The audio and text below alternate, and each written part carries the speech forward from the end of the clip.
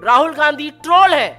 आज कटघरे में प्रधानमंत्री मोदी खड़े हैं। भाजपा से बेटी बचाओ बोल रहे हैं, हमें यौन शोषण के लिए मजबूर किया जा रहा है, ये बात प्रधानमंत्री को पता है। ये बहुत ही खास प्रेस वार्ता है और एक ज्वलंत मुद्दे पर है। और जैसा कि आप देख रहे हैं मेरे साथ कांग्रेस पार्टी के नेता ही नहीं, वो लोग जिन्होंने भारत का नाम और हिंदुस्तान का परचम खेल के जगत में लहराया है, वो आज इस मंच पर है।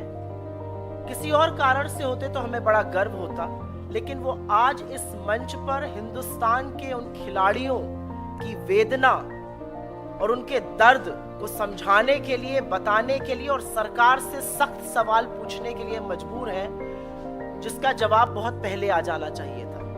बहुत कुछ कहने से पहले मेरे साथ मंच पर कृष्णा पूनिया जी हैं, जो भारत की पहली वुमन एथलीट हैं, जिन्होंने गोल्ड जीता था in track and field event, Arjuna awardee हैं, पद्मश्री हैं। और मेरे बाएं पर मेरे भाई और विजेंद्र सिंह हैं, ओलंपियन हैं और तगड़े मुद्दों पे हमेशा अपना मत देते हैं और साथ में खिलाड़ियों के खड़े रहते हैं। इससे पहले कि मैं इन दोनों लोगों को मंच दूं, मैं एक बात जरूर पूछना चाहती हूं। 72 घंटे से ऊपर हो गए और जिसको अंग्रेजी भाषा में अनप्रेसिडेंटेड कहा जाता है, ऐसा पहले कभी नहीं हुआ कि the most decorated athletes of Indian sports stars, जिनकी विश्व में जिन्होंने भारत का परचम लहराया, वो बेटियां जो शेरनियों की तरह दहाड़ती हैं दंगल में, कुश्ती की रिंग में,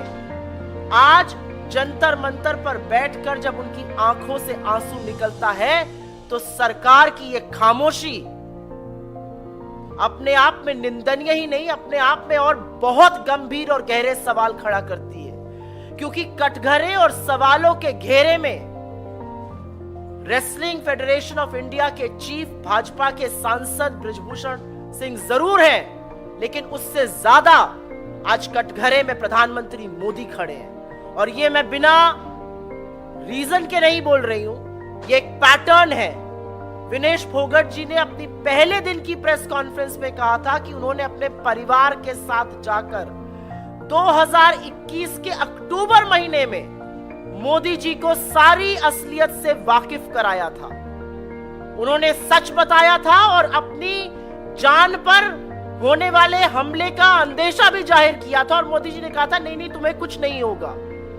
1.25 साल तक, और मोदी जी ने सार्वजनिक रूप से विनेश फोगट जी को अपनी बेटी कहा है कि तुम तो मेरी बेटी जैसी हो, मैं तुम्हारे सारे परिवार को जानता हूं। तो आज सवाल यह है कि जब एक महिला एथलीट और डेकोरेटेड महिला एथलीट इस देश के प्रधानमंत्री के पास जाकर फेडरेशन में हो रहे यौन शोषण और कुकृत्यों के बारे में अक्टूबर महीने में बताती है, तो 1.25 साल तक मोदी जी ने क्या किया और वो इस पर चुप क्यों रहे? क्या कार्रवाई हुई?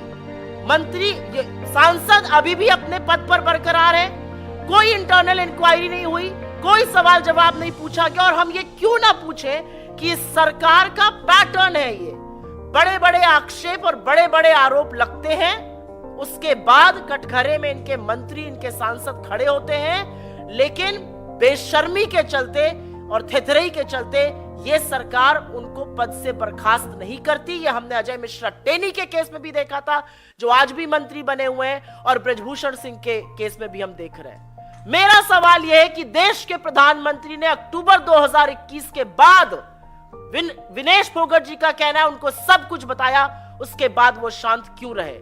जंतर मंतर पर बैठे हुए ये एथलीट्स, उनकी आंख के आंसू और इन लड़कियों का आज शायद लड़की होने पर भी अफसोस जताना बहुत बड़े सवाल खड़ा करता है। एक ही लाइन कहूंगी और उसके बाद मैं कृष्णा पूनिया जी को इनवाइट करूंगी कि वो अपना ओपनिंग वक्तव्य बोले। हमने अभी तक सरकार के एक नुमाइंदे से इन कुकृत्यों की निंदा नहीं सुनी, इसकी भर्त्सना नहीं सुनी। मेरी कोई आशा नहीं है कि इस देश की महिला और बाल विकास मंत्री, जो कि एक राहुल गांधी ट्रोल है, वो इस वाक्य पर एक भी शब्द बोलेंगी।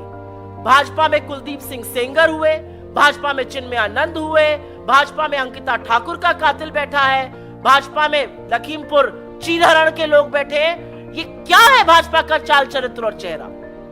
और क्या बेटी बचाओ वाकई में भाजपा से बेटी बचाओ का नारा था? क्योंकि ये सारे नारे आज पूरी तरह से खोखले हैं। क्या बेटी बचाओ और क्या खेलो इंडिया।